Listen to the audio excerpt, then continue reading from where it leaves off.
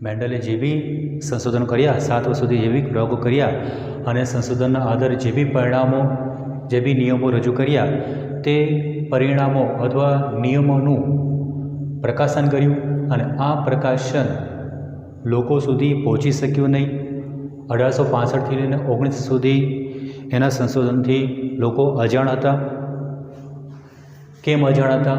તો એના સંશોધનો લોકો સુધી કેમ પહોંચી શક્યા નહીં અથવા લોકોએ કેમ વાંચ્યા નહીં એમ બી આપણે કહી શકીએ છીએ।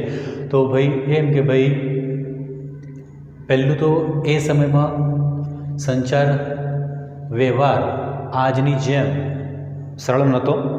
આજે તો ઇન્ટરનેટ છે, ટીવીના માધ્યમથી કે ગમે રીતે આપણે સોશિયલ મીડિયાથી આપણે ગમે તે માહિતી ફટાફટ આખા વર્લ્ડમાં ગમે ત્યાં ખૂણા ખાચરે પહોંચાડી શકીએ છીએ।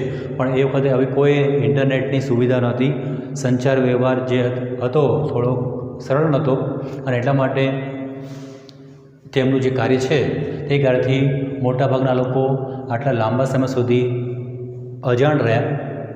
બીજું એ કે ભાઈ એ વખતે લક્ષણોનું જે નિયંત્રણ કરે છે તે નિયંત્રણ કરતું જે એકમ છે જેને આપણે હમણાં જનીન કહીએ છીએ એ વખતે એની ભાષામાં કહેતો હતો કારક।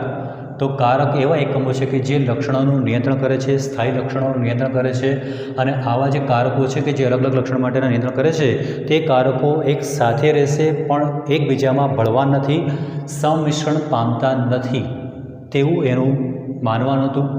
પ્રયોગોના આધારે એને આવું જાહેર કરી લીધું। તો કારકો લક્ષણોનું નિયંત્રણ કરતા એકમો છે અને આવા જે કારકો છે, આવા જે એકમો છે તે એકબીજામાં ભળતા નથી, નજીક આવશે, પાસે રહેશે પણ એકબીજામાં સંમિશ્રણ પામતા નથી। ત્રીજું કે ભાઈ એને જે બી કાર્યો કર્યા, જે બી સંશોધન કર્યા, જે બી પ્રયોગો કર્યા તે પ્રયોગનું જે પરિણામ છે તો આવી જે જૈવ ઘટનાઓ છે તે જૈવિક ઘટનાઓનું એને જે કંઈ પરિણામો છે તે પરિણામ કયા સ્વરૂપે આપ્યું? આંકડાકીય રીતે પૃથ્થકરણ કર્યું। તો જે કંઈ પૃથ્થકરણ કર્યું તે ગણિતની ભાષામાં કર્યું અને એ વખતના જે બી સમકાલીન સાયન્ટિસ્ટ હતા, જે વિજ્ઞાનીઓ હતા તે જીવ વિજ્ઞાનોએ આવા કારકોનો સ્વીકાર નહીં કર્યો કે ભાઈ લક્ષણોનું નિયંત્રણ કારકો દ્વારા થાય છે અને આવી જે કંઈ પ્રયોગોનું પરિણામ દર્શાવવાની જે એની નવી અભિગમ હતો ગણિતી ભાષામાં રજૂ કરવાનો તો એ આંકડાકીય પૃથ્થકરણનો જે નવો અભિગમ હતો તે પણ તે વખતના તે સમયના સમકાલીન જે વિજ્ઞાનીઓ હતા તે લોકોએ સ્વીકાર કર્યો નહીં, અસ્વીકાર કર્યો। છેલ્લે કે ભાઈ ભલે એને કહી દઉં કે લક્ષણોનું નિયંત્રણ કારકો કરે છે તો એવા એકમો છે કે જે એકમો આ રીતે લક્ષણોનું નિયંત્રણ કરે છે।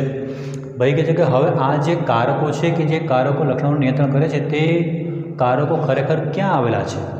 જે તે કોષની અંદર કોષમાં ક્યાં આવેલા છે તેનું કોઈ એને ભૌતિક પ્રમાણ આપી શક્યું નહીં। તો ભાઈ આવા કારકો કોષમાં કઈ જગ્યા પર આવેલા છે એનું સ્થાન ફિક્સ કહી શક્યું નહીં અથવા આ જે કારકો છે તે કારકો કયા દ્રવ્યના બનેલા છે તો આવું તેવું તે સાબિત ન આપી શકતો હોવાથી ભૌતિક પ્રમાણ ન આપી શક્યો। એ વખતનું અધૂરું જ્ઞાન હતું એના કારણે અમુક જે સાધન સામગ્રીનો વિકાસ થયો ન હોવાના કારણે તે આ રીતે ભૌતિક પ્રમાણ આપી શકવામાં સક્ષમ ન હતો અને એના કારણે એનું જે કંઈ સંશોધન હતું તે સંશોધનો લોકો સુધી પહોંચી શક્યા નહીં, અજાણ રહ્યા અને જે જાણતા હતા તે આ કારણોને લીધે તેનો જે સિદ્ધાંત હતો આનુવંશિકતાનો તે સ્વીકાર કર્યો નહીં। ત્યાર પછી 1900ની સાલની અંદર 3 વૈજ્ઞાનિકોએ વ્યક્તિગત રીતે મેન્ડલે જે કંઈ કાર્ય કર્યું હતું, જે કંઈ પ્રયોગો કર્યા હતા, હેંગ સંકરણ કે દ્વિસંકરણના પ્રયોગો કર્યા હતા તે બધું ફરીથી એના કાર્યનું પુનઃ સંશોધન કર્યું। કોણે? તો શેરમાર્ક, કોરેન્સ અને યુગદ વ્રિસ જે સાયન્ટિસ્ટ હતા તે લોકોએ પણ મેન્ડલના કાર્યનું ફરી પુનઃ સંશોધન કર્યું અને એ વખતે માઇક્રોસ્કોપીનો વિકાસ થવાના કારણે તે લોકો આરામથી હવે કોષ વિભાજનની જે ઘટના છે તે ઘટનાનું નિહાળ તે અવલોકન કરી શકતા હતા અને આ કોષ વિભાજનની અંદર જે કોષ કેન્દ્ર છે તે કોષ કેન્દ્રમાં આવેલો એક રચના છે કે જે રચના કોષ વિભાજન દરમિયાન કોષ કેન્દ્રમાં આવેલી જે રચના છે તે રચના પોતાની જાતનું સંયોજન એટલે કે ભાઈ પોતાનું સંયોજન કરી શકે છે, પોતાની બીજી કોપી બનાવી શકે છે, તો પોતાનું સંયોજન બી કરી શકે છે। બીજું કે આ જે રચના છે તે રચના શું કરી શકે છે, તે વિભાજન જે કોષ વિભાજન થાય છે એ વખતે પોતાનું વિભાજન પણ કરી શકે છે, તે પોતે વિભાજિત પણ થઈ શકે છે। જે પહેલથી આ જે રચના છે કે જે રચના કોષ વિભાજનમાં અગત્યનો ભાગ ભજવે છે તે રચનાને નામ આપવામાં આવ્યું, તે અભિરંજિત થઈ જતી હોવાથી એને નામ આપવામાં આવ્યું રંગકાય, જેને આગળ જેને આપણે કહીએ છીએ રંગસૂત્ર તરીકે ઓળખીએ છીએ। હવે તો રંગસૂત્ર એવી રચના છે કે જે પોતાનું સંયોજન કરી શકે છે પ્લસ કે તે વિભાજિત પણ થઈ શકે છે અને જે કોષ વિભાજનમાં સૌથી મહત્ત્વનો ભાગ ભજવે છે। હવે આવું જ્ઞાન પ્રાપ્ત થયા પછી 1902ની આસપાસ વોલ્ટર સટન અને થિયોડર જે બોવેરી છે તે લોકોએ પણ અલગ પ્રયોગો કર્યા અને એ લોકોએ પણ અર્ધીકરણની ઘટના નિહાળી અને અર્ધીકરણની ઘટનાની અંદર તે લોકોએ શું દેખ્યું, રંગસૂત્રનું ના હલનચલનની ગતિ, તો રંગસૂત્રની જે હલનચલન જે ગતિ છે જે એનું કાર્ય વર્તણૂક છે તે કાર્યવર્તણૂકનો એમનો અભ્યાસ કર્યો અને એ આધારે એમને નિષ્કર્ષ પહોંચ્યા કે જે ખરેખર રંગસૂત્ર છે તે રંગસૂત્રનું કાર્ય પદ્ધતિ, કાર્ય વર્તણૂક મેન્ડલના જે કારકો છે એ કાલ્પનિક જે કારકો હતા તે મેન્ડલના કાલ્પનિક કારકો જેવું જ કાર્ય વર્તણૂક ધરાવે છે। એટલે કે રંગસૂત્ર અને મેન્ડલના જે કાલ્પનિક જે કારકો છે તે બંનેની કાર્ય પદ્ધતિ એક સરખી હતી અને એ આધારે સટન અને બોવેરીએ આનુવંશિકતાનો રંગસૂત્રીયવાદ રજૂ કર્યો। તો મેન્ડલના કાલ્પનિક કારકોને સમજાવતો, એની કાર્યવર્તણૂક સમજાવતો સટન અને બોવેરીએ આપ્યો આનુવંશિકતાનો રંગસૂત્રીયવાદ, જે વાત પ્રમાણે એ લોકો એમ કહે છે કે ભાઈ જે રંગસૂત્ર છે અને જે મેન્ડલના કારક છે જેને આપણે જન્ય તરીકે ઓળખીએ છીએ તે બંને વચ્ચે શું સમાનતા છે, એની કાર્યવર્તણૂક કેમ સરખી છે, તો સરખામણી એમના અવલોકનો દ્વારા મળી। રંગસૂત્રો હંમેશા જોડમાં હોય છે, આપણને ખબર છે। આ એક જોડ રંગસૂત્રની અને આ બીજી જોડ રંગસૂત્રની, કારણ કે મોટાભાગના જે આપણે સજીવો છે તે દ્વિકીય હોય છે અને દ્વિકીય સજીવની અંદર જે રંગસૂત્રો હોય તે હંમેશા જોડમાં હોય છે, એકલા કે એક હાથે 3-3 હોતા નથી। તો રંગસૂત્ર જોડમાં હોય છે અને આ જે જોડનો રંગસૂત્ર જે છે તે બંને રંગસૂત્ર આપણે કહીશું એક જ જોડના હોવાથી આપણે એને કહીશું સમજાત રંગસૂત્ર। તો બંને રચનાની બાબતમાં સરખા છે અને એક જ જોડમાં આવેલા છે એટલે આપણે એને કહીશું સમજાત રંગસૂત્ર।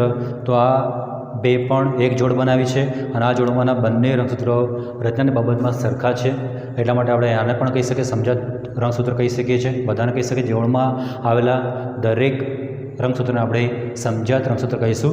તો આ રીતે રંગસૂત્ર જોડમાં હોય છે। તે ઉપરાંત મેન્ડલના જે જનીનો છે, જે કારકો છે, કાલ્પનિક કારકો, તે પણ હંમેશા જોડમાં હોય છે, જે આપણે આગળ બી ચર્ચા કરી ગયા। ભલે બંને પ્રભાવી હોય કે બંને પ્રચ્છન્ન હોય કે એક પ્રભાવી હોય કે એક પ્રચ્છન્ન હોય, પણ કારકો પણ હંમેશા જોડમાં હોય છે, તે ક્યારે પણ એકલા હોતા નથી। તો બંને આ બાબતમાં સરખા છે। બીજું કીધું કે ભાઈ જ્યારે જન્યુ નિર્માણ થાય છે, જ્યારે એક કોષમાંથી જન્યુના નિર્માણ દરમિયાન, જનનકોષના નિર્માણ દરમિયાન જે તે જન્યુમાં, જે તે જનનકોષમાં જોડમાંનો દરેક રંગસૂત્ર, તો જોડમાં આવેલા બંને રંગસૂત્રો હવે છૂટા પડે છે અને આપણને ખબર છે પ્રમાણે જન્યુમાં અથવા જનનકોષની અંદર જોડમાંનો એક જ રંગસૂત્ર પ્રવેશે છે। અથવા કારકની વાત કરું તો કારક માટે પણ આ સાચું છે। તો જ્યારે જન્યુ નિર્માણ થાય છે આપણે દેખેલું જ છે, તો જન્યુ નિર્માણ થાય છે ત્યારે જોડમાં આવેલો બેમાંથી એટલે બે કારકો હતા તો બે કારકો છૂટા પડશે અને જન્યુની અંદર બે કારકમાંથી એક કારક પ્રવેશશે 50% નિયમ પ્રમાણે આપણને યાદ છે જ। તો અહીં બંને લાગુ પડે છે। તો જન્યુ જ્યારે બનશે ત્યારે જોડમાંના બંને કારક છૂટા પડશે અને બેમાંથી એક જે તે રંગસૂત્રમાં પ્રવેશશે, એક સાથે બંને પ્રવેશી શકવાના નથી, કાં તો પહેલો છે કાં તો બીજો જ હશે, પણ બેમાંથી એક 50% નિયમ પ્રમાણે રંગસૂત્ર જે તે જન્યુમાં પ્રવેશ કરશે જોડમાંનો. અને એ જ પ્રમાણે આપણને ખબર છે પ્રમાણે કે કારક માટે પણ આ જ સાચું છે. જોડમાંના બંને જે કારકો છે તે જન્યુ નિર્માણ દરમિયાન બેમાંથી એક કારક જન્યુમાં પ્રવેશ કરે છે, તે આપણે ખબર જ છે. તો આ બાબતમાં બંને સરખા છે. તે ઉપરાંત દરેક જોડ અલગ અલગ લક્ષણ માટે જે રંગસૂત્ર હશે તે દરેક જોડ અલગ અલગ જોડ જે છે તે એકબીજાથી સ્વતંત્ર રીતે વહેંચાય છે. તો આ જે રંગસૂત્રની જોડ છે, આ એક જોડ કહી દઈએ અને આ બીજી જોડ. તો આ જે બે અલગ અલગ જે રંગસૂત્રની જોડ છે તે રંગસૂત્રની જોડ એકબીજાથી સ્વતંત્ર રીતે વહેંચણી થાય છે. તો એક નંબરની જોડ છે તે બે પર અસર કર્યા વગર અથવા બેની અસર વગર તે વિભાજન પામશે, જે તે જન્યુમાં વહેંચાશે. તો એક પર બેની અસર થતી નથી અને બે પર એકની અસર થતી નથી. અને આ રીતે બે અલગ અલગ જે જોડો છે રંગસૂત્રની તે જોડ એકબીજાથી સ્વતંત્ર રીતે જન્યુ નિર્માણ દરમિયાન વહેંચણી થાય છે, એકબીજાને અસર કર્યા વગર વહેંચાય છે. રંગસૂત્ર માટે આ સાચું છે. તેવું જ કારકો માટે પણ આવું જ છે. કારકોની જે જોડ છે, અહીં ડબલ એની વાત કરું છું અને અહીંયા આપણા ડબલ બીની વાત કરું છું. તો આ એક કારકની જોડ, આ બીજી કારકની જોડ. તો અહીં બી આપણે આગળ બી દેખ્યું છે એ પ્રમાણે જે કારકોની જે જોડ છે, અલગ અલગ લક્ષણ માટેના કારકો છે, તે કારકોની જોડ પર એક જોડ પર બીજી જોડ અસર કરતી નથી અથવા બીજી જોડ પર પહેલી જોડ અસર કરતી નથી. એટલે કે એકબીજાથી સ્વતંત્ર રીતે દરેક જોડો જે તે જન્યુમાં મુક્ત રીતે વિશ્લેષણ પામે છે. તે આપણો મેન્ડલના બીજા પ્રયોગના આધારે આપણે દેખી ગયા છે.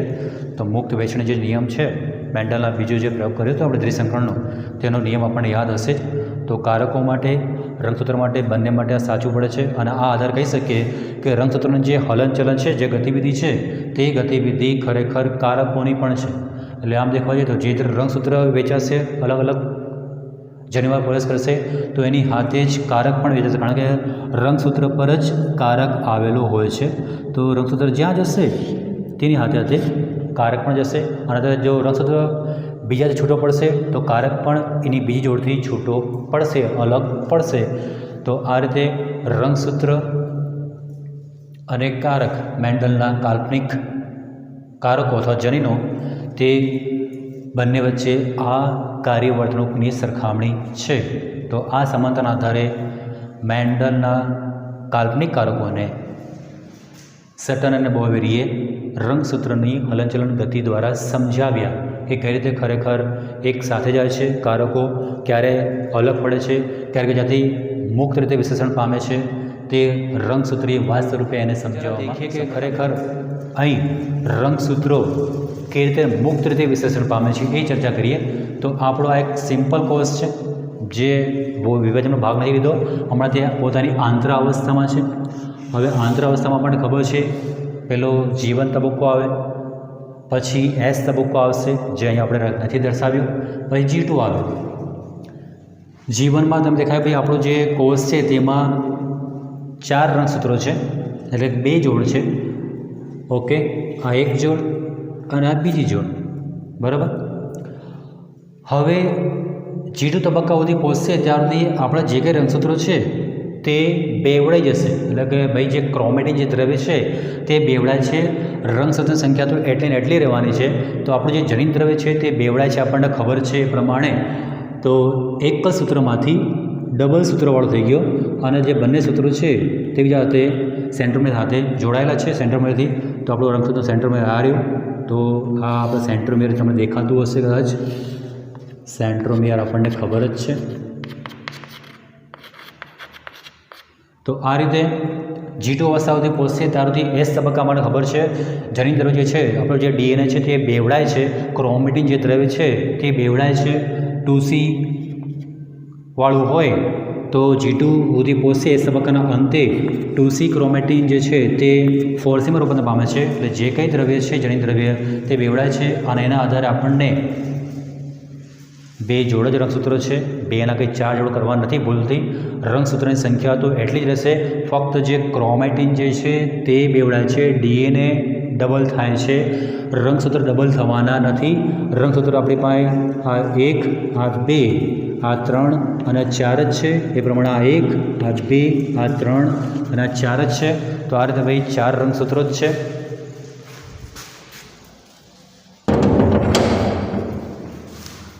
તો આ રીતે ડબલ થઈ ગયું, બેવડાઈ ગયું. આ એક જોડ અને આ બીજી જોડ. દરેક જોડનો આકાર બી રંગ પણ તમને કહી દઉં છું, જેથી આપણે ધ્યાન રહેશે, કારણ કે રંગ અહીં આપણા માટે મેઇન છે. ખાલી આપણે એને ઓળખવા માટે અલગ અલગ રંગ દોર્યો છે, બાકી બધા બધું રંગીન ના હોય, આપણે રંગીન કરી શકીએ છીએ. તો એક જોડમાંના રંગસૂત્રોની જે જોડ છે એમાંનો એક પીળા રંગથી દર્શાવે છે, બીજો ઓરેન્જ કલરનો છે. બીજી જોડના 2 રંગસૂત્રો છે, એકને આપણે દર્શાવે છે 2 ગુલાબી રંગથી, અને આપણે લાલ સમજીશું, કારણ કે ચોપડીમાં ભાઈ લાલ કીધું છે એટલા માટે. અને ચોથો છે લીલા રંગનો. તો પીળો, નારંગી, લાલ અને લીલો છે. ગુલાબી આપણા માટે આ પણ ચોપડી પ્રમાણે આપણે લાલ કહીએ છીએ, તો ગુલાબી તમે સમજો તો આપણે આમાં ફરક કંઈ પડતો નથી. તો હવે આપણો કોષ બેવડાયા પછી, સ્વયંજનન પામ્યા પછી, હવે આપણો જે કોષ છે, કોષમાં જે રંગસૂત્ર છે તે હવે વિભાજનમાં પ્રવેશ કરશે. તો વિભાજનની આપણે ખબર છે, કોષ વિભાજનની પ્રક્રિયા આપણે ભણી ગયા છે. 2 પ્રકારની જો સંભાજન અને અર્ધીકરણ. તો અહીં આપણે જનનકોષ બનાવીએ છીએ, એટલા માટે આપણે જન્યુ બનાવતા હોવાથી અહીં થશે અર્ધીકરણ. તો હવે અર્ધીકરણ થાય છે. અર્ધીકરણનો આપણે ખબર છે, પણ પહેલો તબક્કો અર્ધીકરણ નંબર 1. અર્ધીકરણ નંબર 1માં 4 તબક્કા આવે છે. પહેલા તબક્કા પૂર્વા, ભાજના, ભાજનોત્તરા, અંત્યા. એમાંથી આપણે જે જરૂરી છે એ જ તબક્કા આપણે દર્શાવ્યા છે. તો અર્ધીકરણ 1નો ભાજનોત્તરા અવસ્થા 1 દેખો. તેમાં શું થયું છે? તો એની અંદર આપણને ખબર છે કે હવે ભાજનોત્તર અવસ્થાની અંદર જે ત્રાક તંતુઓ છે તે ત્રાક તંતુઓ શું કરશે? જે તે જોડના બંને રંગસૂત્રોને છૂટા કરશે. તો એક જોડનાથી ત્રાક તંતુ જોડાયો અલગ અલગ ધ્રુવ પરનો, અને બીજા જોડ પરના રંગસૂત્ર સાથે ત્રાક તંતુ જોડાય છે. અને આ રીતે જે તે જોડના બંને રંગસૂત્રો હવે છૂટા પડે છે. આ પહેલી જોડના રંગસૂત્રો હવે છૂટા પડે છે, અને આ બીજી જોડ છે તેના પણ રંગસૂત્રો છૂટા પડે છે. અને આ રીતે ત્રાકતંતુઓ હવે જે તે કોષના ધ્રુવ પર એમને શું કરે છે? ઘસેડીને ખીચીને લઈ જાય છે. અને આ રીતે દરેક જોડના સમજાત રંગસૂત્રો હવે છૂટા પડે છે, અલગ થાય છે, અને જે તે ધ્રુવ પર જમા થશે. આપણને ખબર છે અંત્યાવસ્થાના અંતે બંને ધ્રુવ પર રંગસૂત્રો ભેગા થાય છે. તો આ રીતે રંગસૂત્રો હવે છૂટા પડી ગયા છે. અને અર્ધીકરણ અવસ્થા 1 પતી ગઈ હતી, અર્ધીકરણ અવસ્થા 2 ચાલુ થઈ ગઈ છે. ડાયરેક્ટ કૂદી પડ્યા છે અર્ધીકરણ નંબર 2. અને અર્ધીકરણ 2ની અંદર ભાજનોત્તર અવસ્થા આ 1 હતી, તો આ ભાજનોત્તર અવસ્થા 2. બરાબર. હવે એમાં પહોંચી જઈએ. તો આ રીતે અલગ અલગ ધ્રુવો પહોંચ્યા પછી આપણને ખબર છે કોષ વિભાજન થશે, અને એક કોષમાંથી આપણને ખબર છે 2 કોષ મળશે. આ રીતે આપણને ખબર છે. આ તો આપણે ડાયરેક્ટ કૂદ્યા છે, તો વચ્ચે આપણે આમ નથી કરતા. તો જે તે કોષની અંદર અહીં 2 જોડ હતી રંગસૂત્રની, તો જે તે કોષ હવે એક જોડ મેળવે છે. કારણ કે આપણને ખબર છે અર્ધીકરણ નંબર 1 છે તે અર્ધસૂત્ર પ્રકારનો હોવાથી કોષમાં જેટલા હશે રંગસૂત્રો એના અડધા મળશે. તો કોષમાં 4 હતા, તો 4માંથી જે તે કોષને કેટલા મળે છે? 2 જ રંગસૂત્રો મળે છે. અને એટલે જેટલા છે એના અડધા મળતા હોવાથી આપણે પહેલા તબક્કાને આપણને ખબર છે કે ભાઈ અર્ધસૂત્રી ભાજન તબક્કો કહીએ છીએ. તો આ રીતે પિતૃમાં જેટલા હતા તેના અડધા મળતા હોવાથી આપણે એને અર્ધસૂત્રી ભાજન 1 એમ પણ કહીએ છીએ. તો આ રીતે અર્ધીકરણ નંબર 1 પત્યા પછી જે તે કોષની અંદર જોડમાંના બંને છૂટા પડી ગયા, અને આ રીતે જે તે કોષની અંદર 1 જોડ રંગસૂત્ર રહી ગયા છે. આ અર્ધીકરણ નંબર 1માં સેન્ટ્રોમેર તૂટતું નથી, આપણને ખબર છે. હવે જરા અર્ધીકરણ નંબર 2ની ભાજનોત્તર અવસ્થાની વાત કરીએ તો આ જ પ્રમાણે ત્રાકતંતુ જોડાયા, અને ત્રાકતંતુ જે ભાજન પટ્ટી છે તે ભાજન પટ્ટીથી હવે ત્રાકતંતુ શું કરશે?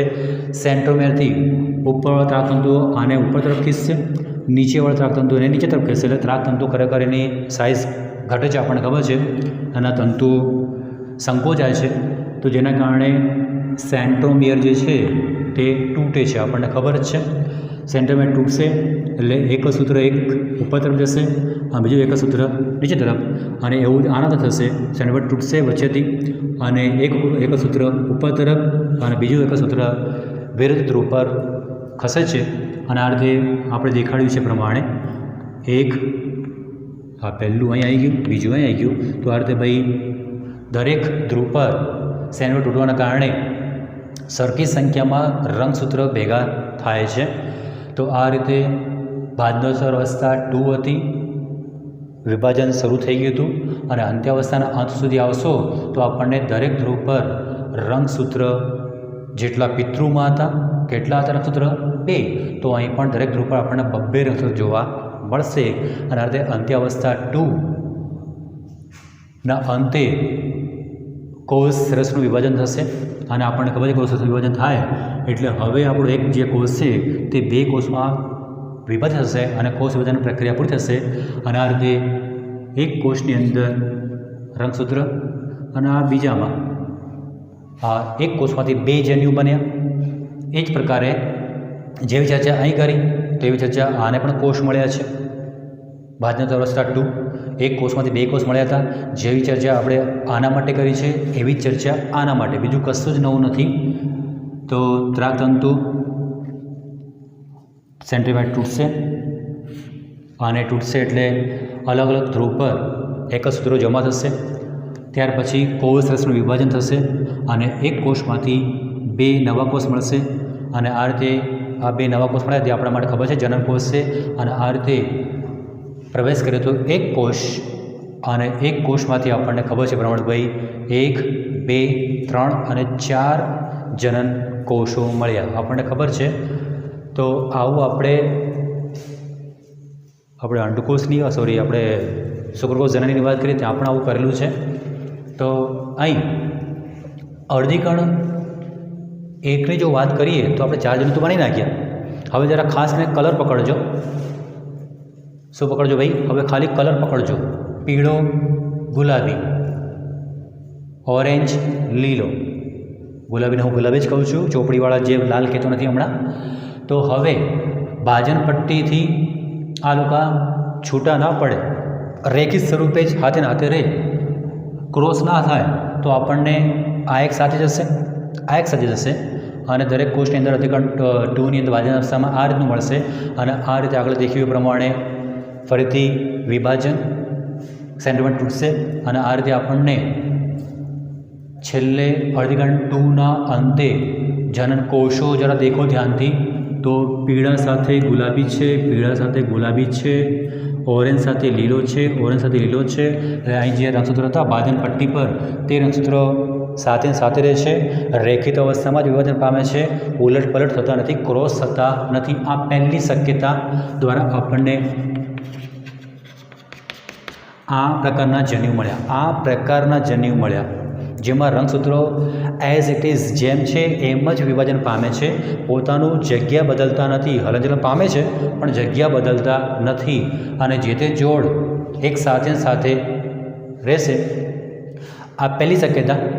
હવે બીજી શક્યતા, આ જ અર્ધીકરણ નંબર 1, આ જ 4 રંગસૂત્રો પણ શું થાય છે અલ્ટા પલટી. હવે રંગસૂત્ર મુક્ત વેચણી પામી શકે છે એવું મેન્ડલે બી કીધું છે અને એવું આપણે સાબિત કરીએ રંગસૂત્ર દ્વારા. તો હવે લીલો પીળા સાથે સેટિંગ કરીએ અને ગુલાબીનું ઓરેન્જ સાથે. તો હવે જગ્યા બદલાઈ ગઈ છે, અહીં અલગ છે, હવે અહીં અલગ છે, કારણ કે રંગસૂત્રો અથવા કારકો શું કરે છે મુક્ત વેચણી પામી શકે છે અને એટલા માટે તે હવે અરસપરસ બદલાઈ શકે છે. તો હવે ઓરેન્જ સાથે આવી ગયો પહેલાંનો ગુલાબી અને યલો સાથે આવી ગયો પહેલાંનો, એટલે કે જે બીજી જોડ જે છે તે બીજી જોડના રંગસૂત્રો શું કરે છે હલનચલન ગતિવિધિ દ્વારા તે મુક્ત વેચણી પ્રમાણે જગ્યા અરસપરસ બદલી નાખી છે. તો આ રીતે સ્વતંત્ર વેચણી કરવા માટે હવે શક્ય છે. નવી જોડ બની ગઈ છે. તો પહેલાં રેખિત હતા તો હવે થઈ ગયા છે અરેખિત. તો હવે અરેખિત થવાથી નવું સંયોજન બન્યું યલો ગુલાબી નથી, હવે અરેખિત અંદર ક્રોસ થવાના કારણે યલો ગ્રીન થઈ ગયું અને ઓરેન્જ ગ્રીન હતું તે થઈ ગયું હવે ઓરેન્જ પિંક. હવે આગળ પ્રમાણે જ છે, કશું નવું નથી, ખાલી આપણે આ જગ્યા બદલી છે. આગળ પ્રમાણે જ સેન્ટ્રોમિયર સાથે ત્રાકતંતુ જોડાશે, અલગ અલગ ધ્રુવ પર બંનેને ખીચશે, સેન્ટ્રોમિયર તૂટશે, અહીં બી સેન્ટ્રોમિયર તૂટશે. એક સૂત્ર બંનેના ઉપર ધ્રુવ પર, બીજા વિરુદ્ધ ધ્રુવ પર જમા થઈ ગયા. ઉપર જેમ જ છે, કશું નવું નથી, અહીં પણ એમ જ કરવાનું છે. અને છેલ્લે આવા કોષોમાંથી જન્યુ બનશે. હવે જ્યારે જન્યુમાં દેખશો તો જન્યુમાં હવે રંગસૂત્રનો પ્રકાર બદલાઈ ગયો. હવે આ જન્યુ અને આ જન્યુ બંનેમાં આ શક્યતા નંબર 2 કે જેમાં આપણે રંગસૂત્રોની બીજા નંબરના જે જોડ છે તેની પલટાપલટી કરી છે અને મુક્ત રીતે વિશ્લેષણ પામે છે. બીજા જોડથી મુક્ત રહી પહેલી જે જોડ છે તે બીજી જોડ પર અસર કર્યા વગર તે શું કર્યું ભાઈ, જગ્યા બદલી અને મુક્ત રીતે વિશ્લેષણ પામે છે.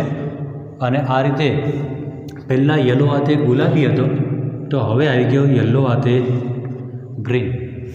તો આ રીતે જે બીજી જે જોડ છે તે મુક્ત વિશ્લેષણ પામે છે તેવું દેખાડ્યું છે.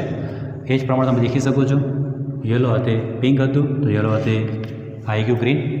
પહેલાં ઓરેન્જવાળા હાથે શું હતું, ગ્રીન હતો, તો હવે શું આવી ગયું, ઓરેન્જવાળા હાથે પિંક.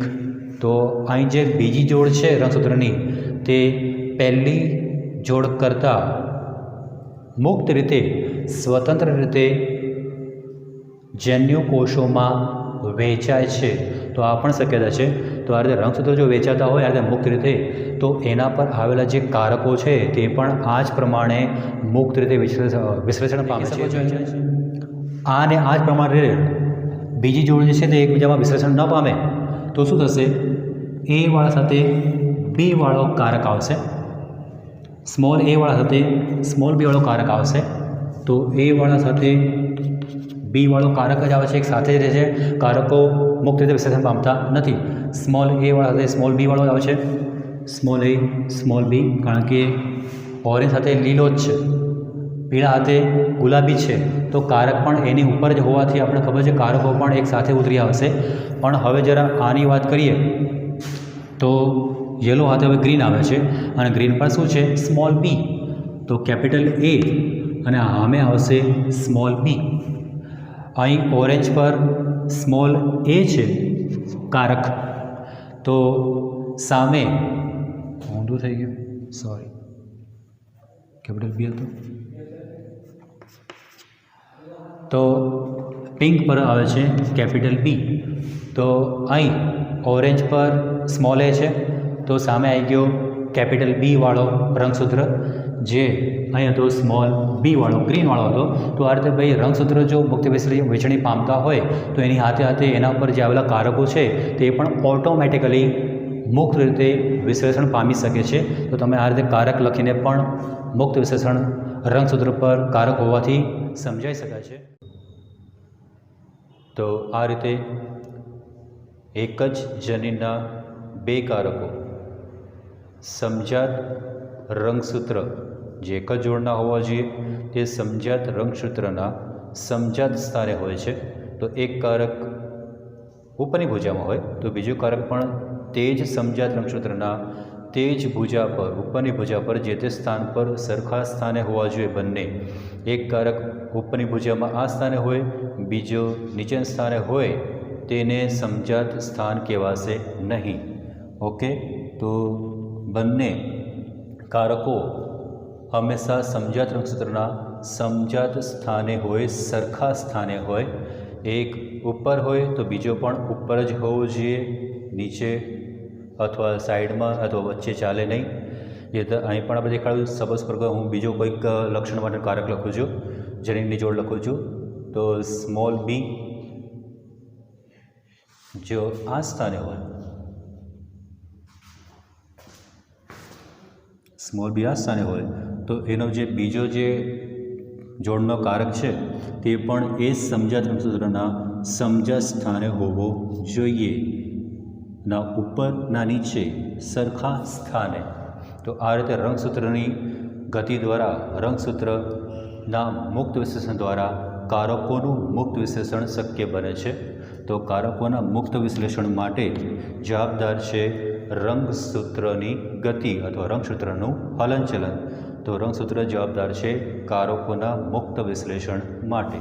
ઓકે, તો આ થયો સટન અને બોવેરીનો આનુવંશિકતાનો રંગસૂત્રીય વાદ.